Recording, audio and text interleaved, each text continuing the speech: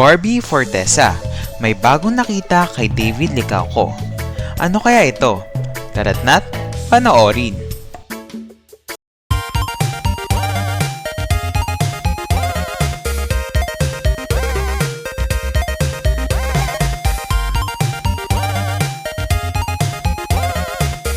Pagkatapos magbida sa dalawang popular na teleserye ng GMA7, mas naging kilala pa ni Barbie Forteza ang kanyang leading man na si David Licauco.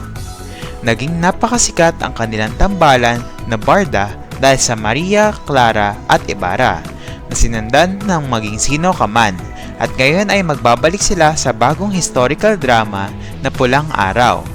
Sabi pa ni Barbie, nagpapasalamat siya sa patuloy na pagmamahal at suporta ng mga fans sa kanila ni David. Ang bago ko na-discover kay David dito sa Pulang Araw ay parang mas kalmado na siya ngayon. Ang sabi ng kapuso, primetime princess na sa panayam ng GMA Network tungkol sa bago nilang serye.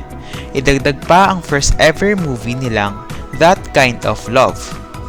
Mas relax na siya compared to our previous projects na parang medyo may pressure. Ngayon, may pressure pa rin. May challenge, pero nakita ko sa kanya yung confidence na nag-gain niya dahil nagsunod-sunod yung projects namin. Anya pa. So parang yung confidence niya when it comes to acting, when it comes to creating a character, nandoon. At saka, natutuwa ako sa kanya kasi kahit siya, nanonood din siya ng mga movies with reference to his character.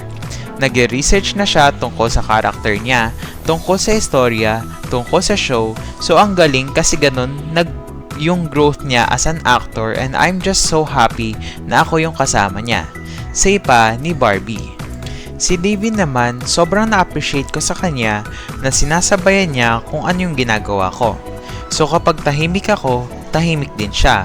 Kapag nararamdaman niya na nagpe-prepare ako, nagpe-prepare din siya with me, for me. Dugtong pa niya sa naturang interview.